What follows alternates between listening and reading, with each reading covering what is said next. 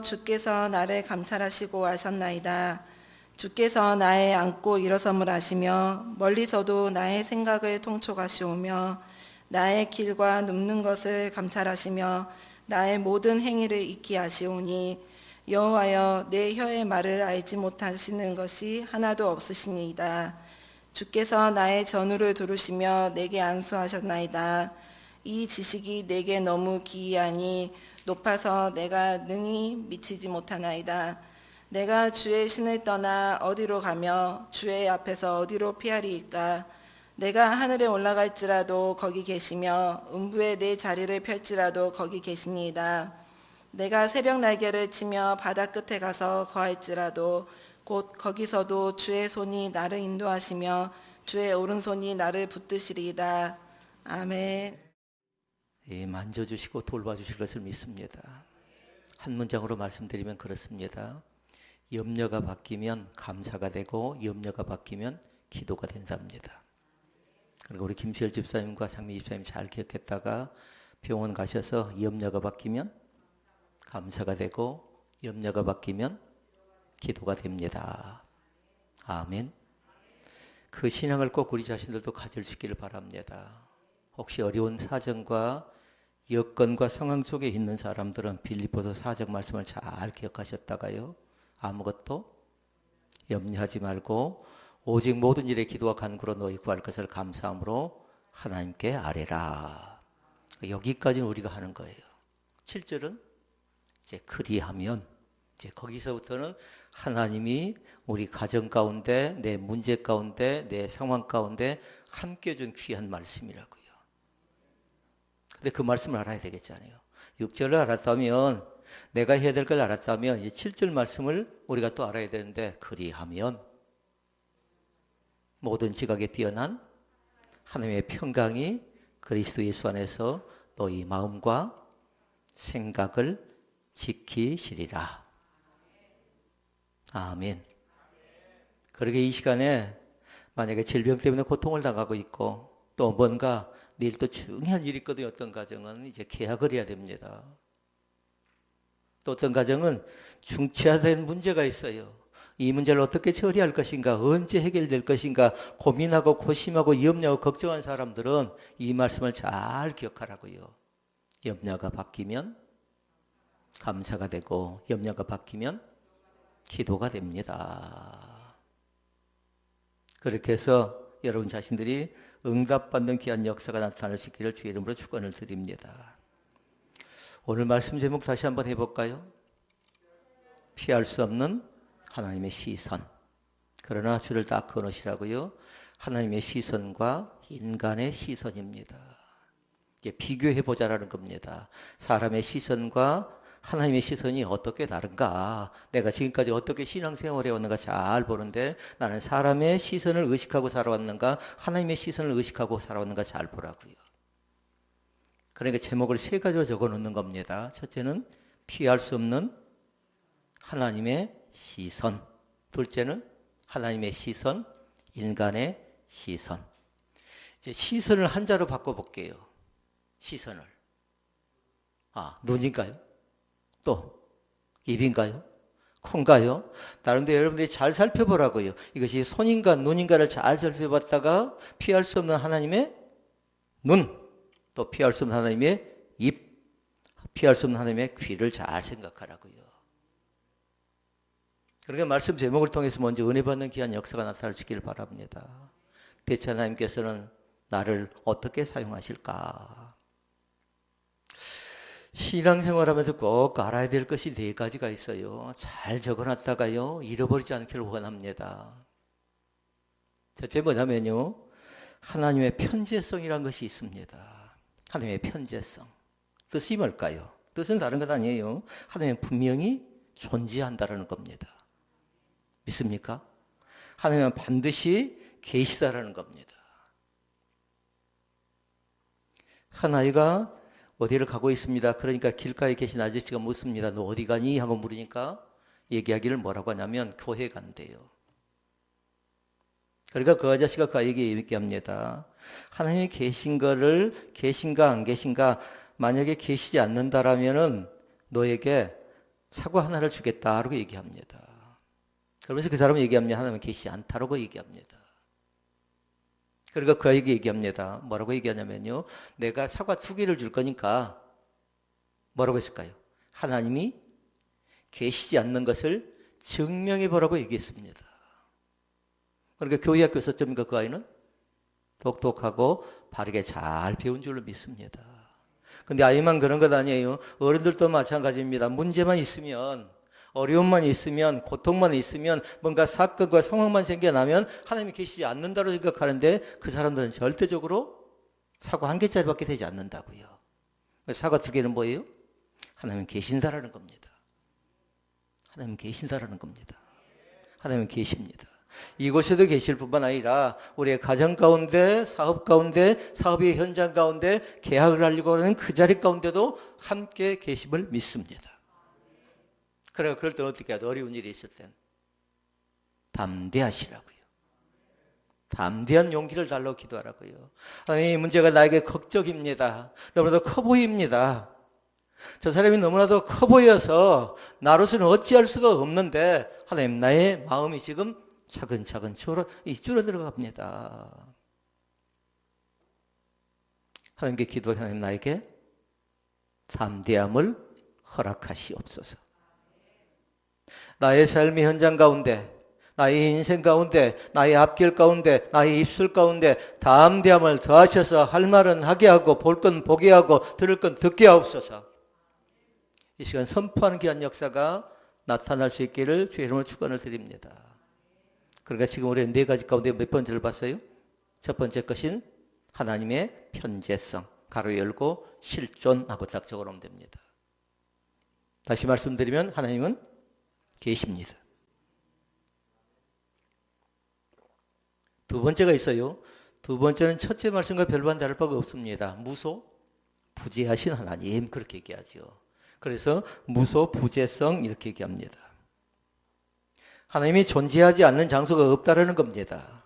하나님은 모든 곳에 계시지 않는 데가 없다라는 겁니다. 그러니까 무소, 부재성 가로 딱 열고 뭐 해야 될까요? 그것은 공간을 딱 적어놓으시라고, 공간을. 그러니까 사람이 생각해서는 안 돼요. 우리의 공간 자체는 한계가 있는 겁니다. 문을 열어야 들어갈 수 있지만 그러나 예수님께서는 영으로 계시기 때문에 세자로 뭐라고 할까요? 시 공간을 초월하십니다. 그 사실을 믿을 수 있기를 바랍니다. 그리고 3번째가 있습니다. 전능성. 하나님은 모든 것을 하실 수 있다. 아무리 내 상황이 복잡하게 실타처럼 꼬여서 엉망진창이 되었을지라도 하나님께서는 문제를 풀어가시는 하나님인 것을 믿습니다. 그리고 우리는 그 전에 본 적이 있어요. 그 사건을 문제만 풀어준 것 아니라 하나님께 나에게 벼랑 끝에서도 누군가 답을 할 수 있어야 되는데 웃게 하신 하나님, 벼랑 끝에서도 웃게 하신 하나님인 것을 믿습니다. 강준민 목사님 책 제목이 그것 자체가 막바지. 다른 사람들은 마지막이라고 얘기합니다. 저 사람 틀림없이 안 될 것이라고 얘기합니다. 그러나 하나님은 그곳에서도 여전히 나와 함께 동행하십니다. 그러니까 편재성, 무소, 부재성, 그 다음에 전능성. 4번째가 있습니다. 전능하신 하나님 그러지요. 전지성입니다. 전지는 뭔가요? 모든 것을 아신다라는 겁니다. 모든 것을.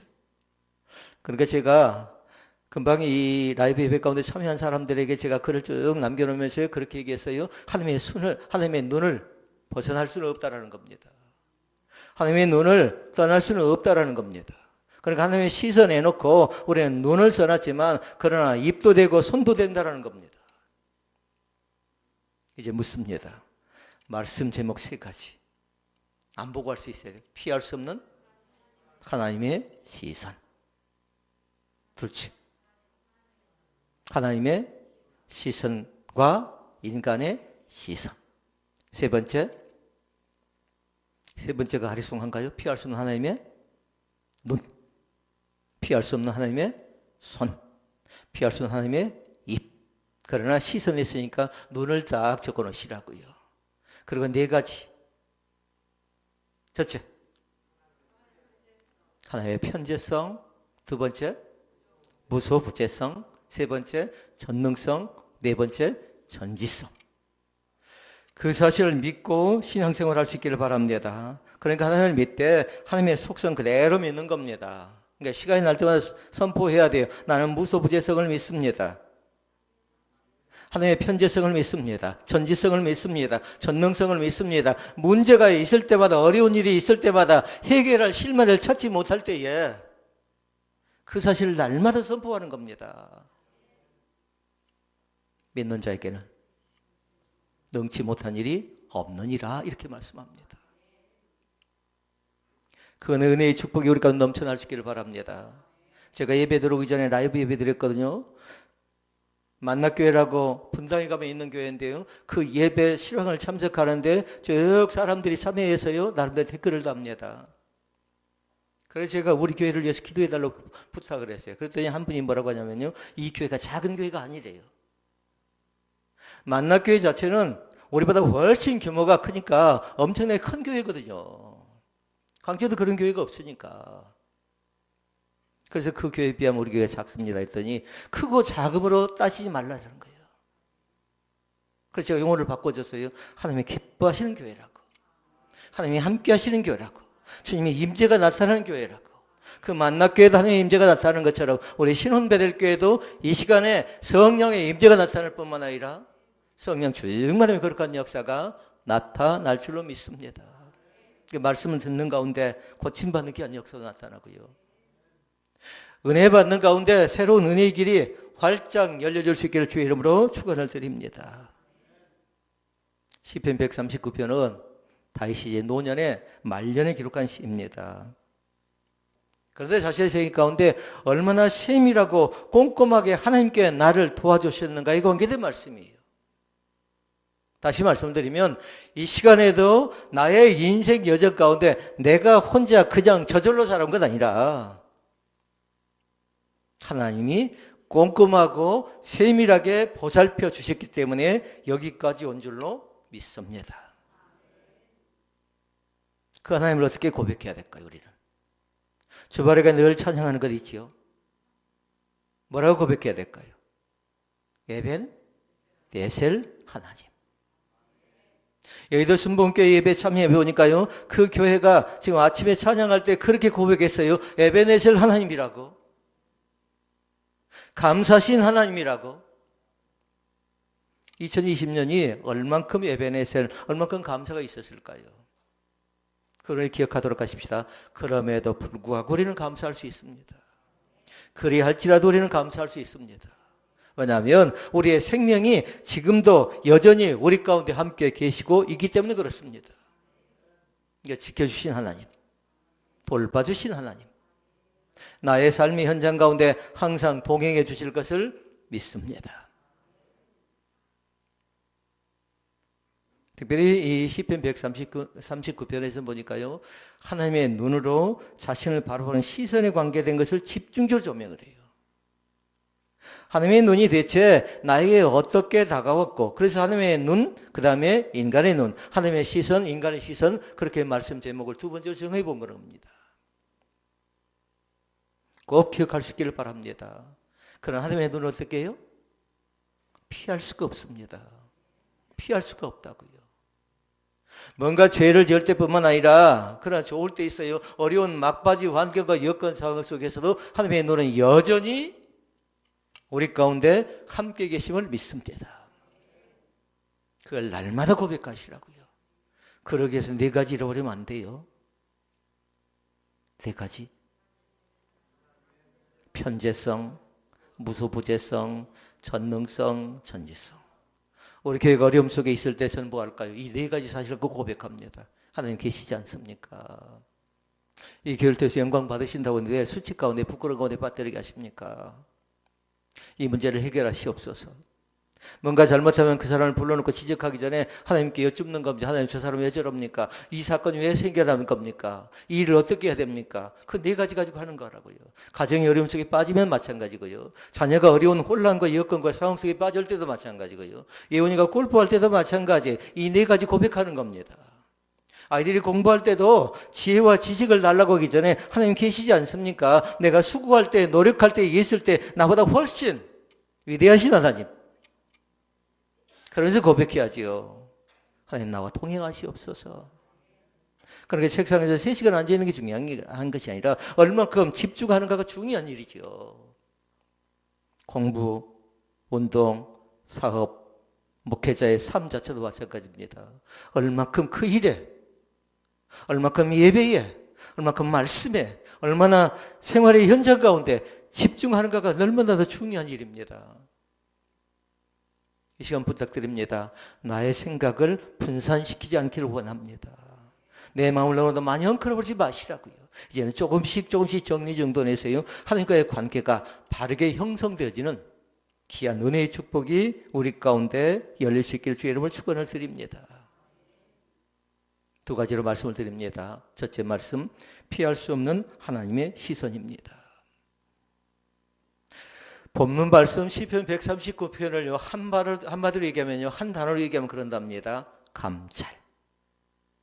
그리고 하나님을 너무 어떻게 됩니까? 감찰 하나님 그럽니까? 그렇지 않지요? 감찰하신 나의 하나님 이렇게 적어놓으면 됩니다. 그러니까 여러분 시편 139편 책에다가 그대로 적어놓으시라고요. 그 여백을 그냥 만들어 놓은 거다 거기다 적으라고 하는 거예요. 그러니까 거기다 잘 적어놔서요. 시편 139편이 나오면 뭐 해야 돼요? 피할 수 없는 하나님의 시선인데 감찰하신 나의 하나님.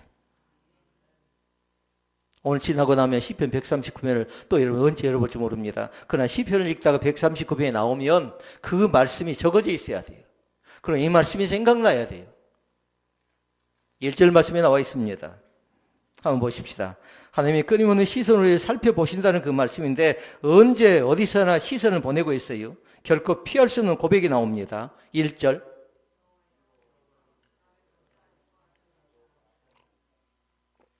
여호와여 주께서 나를 감찰하시고 아셨나이다. 시편 139편은 뭐라고요? 감찰하신 나의 하나님. 감찰하신 나의 하나님. 오늘도 여전히 우리의 삶의 환경 가운데 계신다는 사실을 믿습니다. 그러니까 그것은 뭐냐면요. 하나님이 살펴보심으로 말미암아 우리를 속속들이 다 아신다라는 거예요. 이 가정은 어떤 어려움이 있고 이 사람은 어떤 생각을 갖고 그러니까 우리는 찬양할 때 그러지요. 마음의 묵상까지도 다 헤아리신 그 하나님. 그러니까 진짜 우리의 모습은 다른 것 아니에요. 여러 공동체가 있을 때의 모습이 진짜의 모습이 아니라 나 혼자 있을 때 어떤 생각을 하느냐 그게 진짜 모습이래요. 우울함 속에 빠져 있는가? 그렇지 않은 범죄한 복판에 있는가? 혼자 있을 때 생각하고 묵상하는 것이 진짜 모습이래요.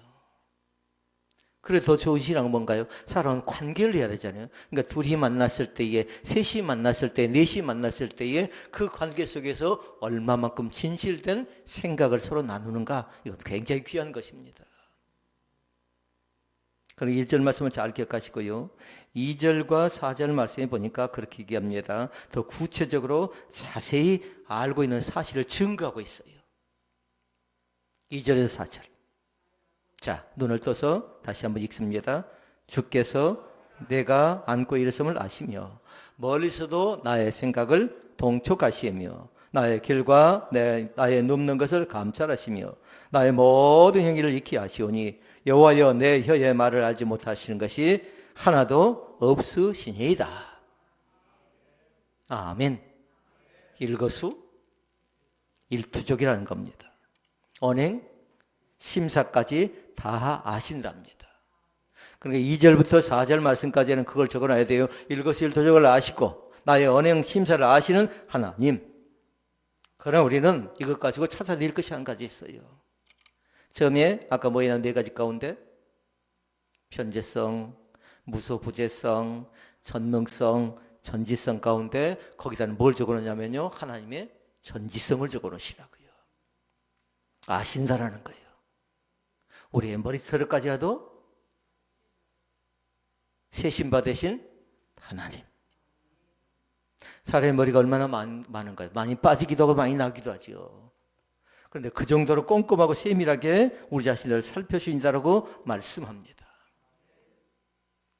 13절에서 16절에 보니까요, 창조주 하나님의 모태에 의해서 자신을 지으셨음을 증거해요. 16절 말씀 읽어볼까요? 내 형질이 이루어지기 전에 주의 눈이 보셨으며 나를 위하여 정한 날이 하루도 되기 전에 주의 책에 다 기록되었나이다. 아멘. 모태에서 사람의 형체로 형성되기 전부터 나를 아셨다라는 거예요. 그리고 하나님의 눈으로 나를 보셨다라는 겁니다. 얼마나 귀한가요? 그러니까 하나님의 영이심으로 16절 말씀에는 편재성을 잘 기억하라고 해요. 하나님의 편재성. 그리고 오늘 그 네 가지 사실을 잘 기억해야 돼요. 하나님의 편재성과 무소부재성과 전능성과 전지성이 나에게 내가 얼마나 알고 있는 거 잘 봐서요, 이것을 마음속에 깊이 새길 수 있기를 바랍니다. 누구한테든지 얘기할 수 있어야 돼요. 하나님이 계신다는 사실 믿습니까? 어느 곳에든 항상 함께 나와 동행한다는 사실을 믿습니다. 다시는 또 노래합니다. 7절과 8절 말씀해 보니까 같이 읽어볼까요? 내가 주의 영을 떠나 어디로 가며 주의 앞에서 어디로 피하리이까? 내가 하늘에 올라갈지라도 거기 계시며 수월에 내 자리를 펼지라도 거기 계시나이다. 아멘. 하나님의 영이라고 했습니다. 성령은 무한하신 영입니다. 어디에나 계십니다. 우리의 가정 가운데도 계십니다. 예배 가운데도 계십니다. 사업장 가운데도 계십니다. 계약을 하는 그 자리 가운데도 계십니다. 그 하나님의 사랑을 꼭 믿을 수 있기를 바랍니다. 하늘에도 계시고 땅에도 계신다는 사실. 예레미야 23장 24절에 또 이렇게 증거합니다. 같이 읽어볼까요? 화면을 보시고 나 여호와가 말하노라.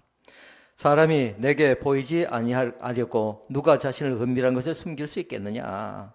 나 여호와가 말하노라. 나는 천지에 충만하지 아니하냐. 아멘. 이 말씀 속에도 두 가지 적어 놓으셔요. 편재성을 적어 놓으라고요. 편재성. 그리고 이 말씀은 3번, 4번을 전지, 전능 이렇게 해서 전지, 전능성을 딱 적어 놓으면 되겠습니다. 이 사실을 믿습니까? 곧 그네의 축복이 우리 가운데 넘쳐날 수 있기를 주의 이름으로 축원을 드립니다. 하나님의 시선이 나를 보고 계십니다. 제 시선은 한계가 있어요. 이제 딱 서면요, 제가 누가 왔건, 누가 예배하고 있건, 누가 예배 가운데 집중하는 조금은 알 수 있겠잖아요. 그런데 사람의 한계가 있어요. 그러나 하나님이 여전히 우리의 모든 것을 다 알고 계심을 믿습니다. 첫째 말씀이 뭐 있어요? 피할 수 없는 하나님의 시선입니다. 둘째 말씀, 그러면 하나님의 시선을 믿는 사람들, 하나님의 시선 앞에 사는 사람은 어떻게 살아야 할까요? 라는 거예요. 그래 1번이 복음이라면 2번은 뭘까요? 대답해야 되는데 1번이 복음이라면 2번은 뭘까요? 삶이랍니다. 그러니까 항상 복음을 아는 사람들은 뭐예요 돼요? 삶이 뒷받침돼야 되는데 복음과 삶의 조화가 나타날 수 있기를 바랍니다. 복음은 알긴 알았어요. 그런데 삶이 엉망진창이면 그 사람은 절름발이 신앙입니다. 그러니까 1번을 알았다라면 그러면 하나님의 시선 앞에 내가 어떻게 살아야 되는가? 삶을 알아야 되겠잖아요. 삶은 두 가지예요. 하나는 뭐냐면요, 이 평안과 용기로 살아갈 수 있기를 바랍니다. 겁을 잔뜩 먹고 내 평안을 찾아올 수 있나요? 그렇지 않습니다. 겁먹을 때 놀랄만한 사건과 상황 속에 빠져갈 때에 뭔가 일이 안 되고 혼란스러울 때에 반드시 하나님께 구할 건 다른 것 아니라 요한복음 14장 27절 말씀 구하라고요. 그 말씀 뭐라고 나온 줄 아십니까? 한 단어로. 거기에 하나님은 대체 어떤 하나님일까요? 평강의 하나님. 평강의 하나님. 그걸 두 자로 얘기하고 두 자로 얘기해본다면 뭘까요? 샬롬의 하나님. 오늘 또 그 샬롬의 복이 넘쳐날 수 있기를 주의 이름으로 축원을 드립니다. 평안과 용기라면요, 둘째는 성결과 정직으로 살아가야 됩니다. 예수 믿으면서 이 두 가지가 반드시 겸비가 돼야 돼요. 평안함과 용기가 있다라면 그 다음에 두 번째는 성결함과 정직함이 있어야 된다는 겁니다. 그런 사람들이 뭐라고 하냐면 역시 예수 믿는 사람은 다르긴 다르다. 다르지 않나요? 사람을 많이 상대한 사람들은 기억해야 돼요. 사람을 많이 상대하다 보면 믿는 사람도 있고 믿지 않는 사람도 있습니다. 믿음의 사람들은 말하는 거나 생활하는 태도나 여러 매너에 있어서도 믿지 않는 사람은 달라야 됩니다. 그러니까 거기에 그 사람이 지나가고 나면 에이 예수 믿는 것들 하면 안 된다고요. 그 얘기 들어서는 안 된다고요. 유아실에 어떻게 들으면 좋겠습니까? 역시 저분이 지금 김정희 집사님인가요? 역시 저 집사님은 달라. 예수 믿는 저 가정은 달라. 이현주 집사님 저 가정은 역시 달라라는 그 은혜의 축복이 넘쳐날 수 있기를 바랍니다. 김정희 집사님 아닌가요? 뒤에? 같이 해보세요. 맞답니다.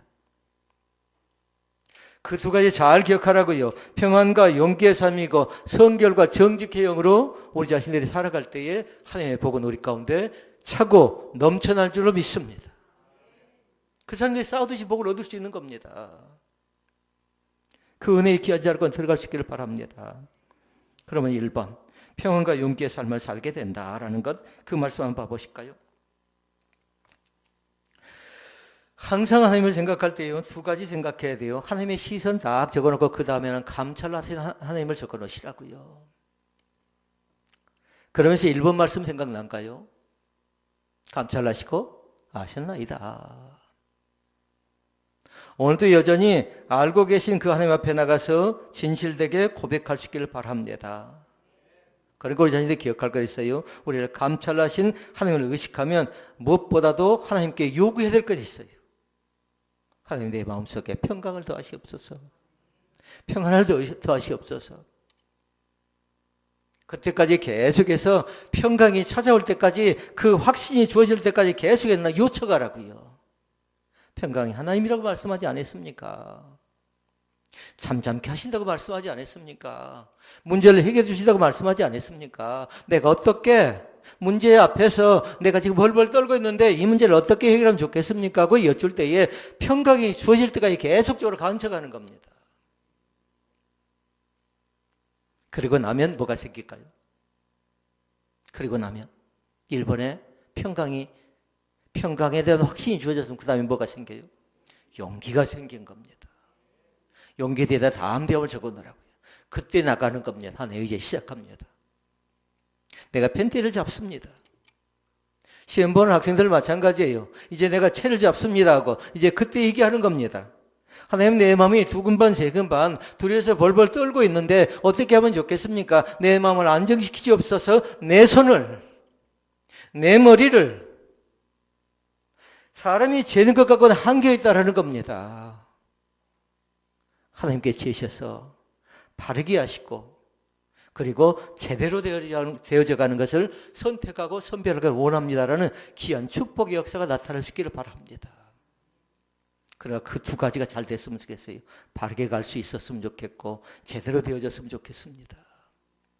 뭔가 헝클어져서 바르게 되지 못했고 뭔가 잘못해서 제대로 되어지지 못했다라면 이제 바르게 그리고 제대로 그래야 바른 생각을 통해서 바른 생활이 나오고 바른 신앙이 나오는 겁니다. 그 은혜의 축복이 우리 가운데 넘쳐날 수 있기를 바랍니다. 5절 말씀 그렇게 얘기합니다. 같이 읽어볼까요? 주께서 나의 앞뒤를 둘러싸시고 내게 안수하셨나이다. 화면 다시 한번 보고요.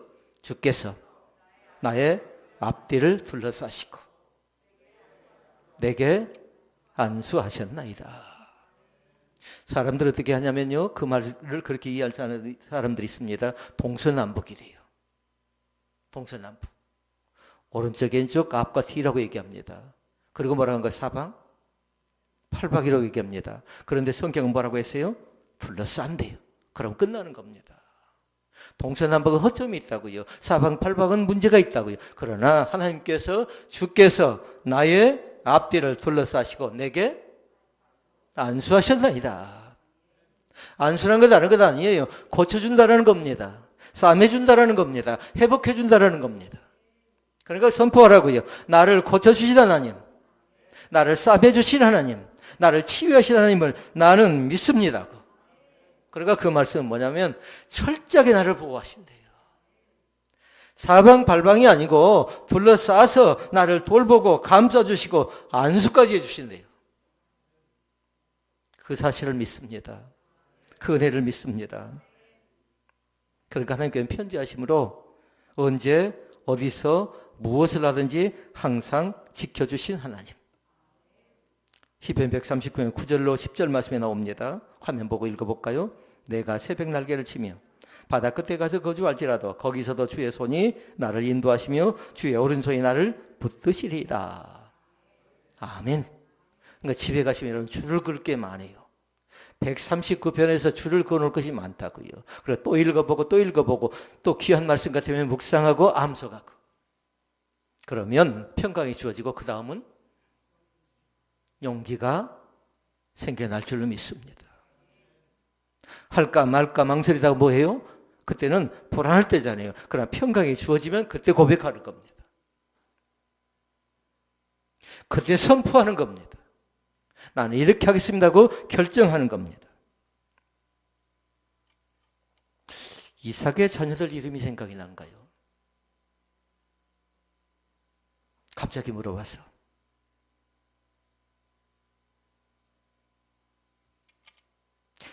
생중계되고 있어요. 세계로. 얼른 그렇죠. 에서와 야곱. 어려운 얘기는 아니었어요. 어려운 질문이 아니었다고요. 이삭의 자녀 두 자녀. 쌍둥이가 어떻게 합니까? 팥죽 한 그릇 가지고 뺏어간 게 두 가지가 있어요. 장자권. 또 한 가지. 이제 다음에 대답할 수 있어야 돼요.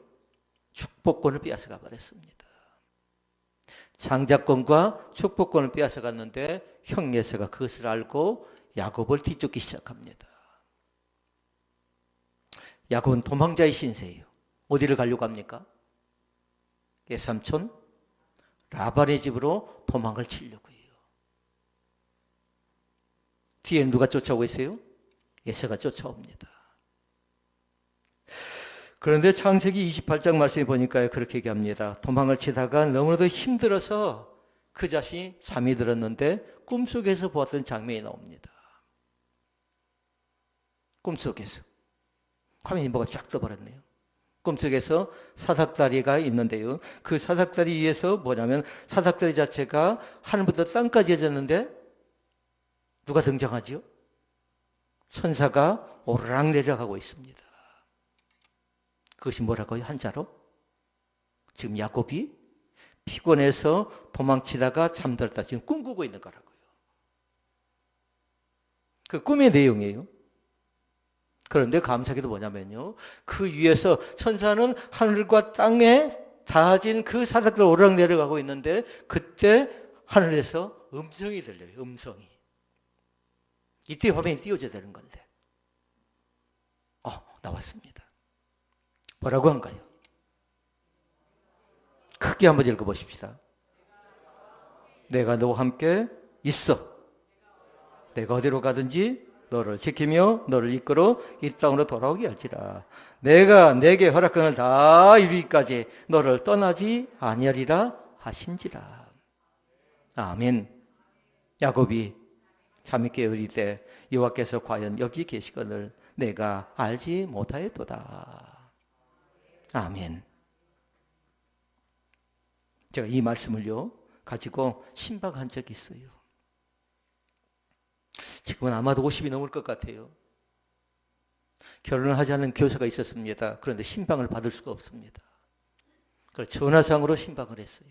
전원 신방을 하는 겁니다. 그래서 창세기 28장 15절에 기록된 말씀 펴십시오 하고 그 말씀 읽어보십시오 하는데 한동안 말이 없어요. 왜 그랬을까요? 그 자신이 15절에 녹아진 겁니다. 15절에 감격하고 있는 거예요. 15절에 은혜 받고 있는 겁니다. 그러니까 이 말씀은요, 토시 하나 틀리지 말고 암송하시라고요. 그러면서 그 자신이 은혜 받는 걸 간증하는데 지금까지는 몰랐다는 겁니다. 네 가지를 몰랐대요. 무엇을? 이제 마쳐야 되는데 하나님의 편재성과 무쇠 부재성과 전능성과 전지성을 몰랐대요. 그런데 창세기 28장에 보니까 그 말씀이 그 속에 다 그대로 담겨져 있습니다. 그래서 제가 그 설명해 줬어요. 하나님의 편재성, 무소부재성, 전능성, 전지성 28장 15절 말씀 갖고 신방한 겁니다. 신방 그렇게 길지 않았어요. 저는 그러니까 길게 할 수가 없잖아요. 5분 안에 다 마쳤는데 그 사람은요 50분 동안 나름대로 만나서 예배한 것보다도 5분 동안 더 많은 은혜를 받았대요. 왜 그런 줄 아십니까? 이제 비로소 하나님을 만난 체험을 한 겁니다. 그것이 감사하고 감격입니다. 그 은혜의 축복이 넘쳐날 수 있기를 바랍니다. 평강과 평안과 용기라고 하면 두 번째 삶이 있어요. 두 번째는 성결과 정직의 삶을 살아갈 수 있기를 바랍니다. 하나님의 몸된 교회도 마찬가지 이 교회가 거룩한 교회가 되어지길 바라고요. 이 교회가 성결된 교회가 되어지길 바랍니다. 그리고 여러분과 저의 삶은 어떤 삶? 정직의 삶이 되어졌으면 좋겠습니다. 그럼 때로는요, 두 가지 얘기를 들을 때가 있어요. 때로는 손해볼 때도 있고요. 때로는 바보란 얘기 들을 때도 있습니다.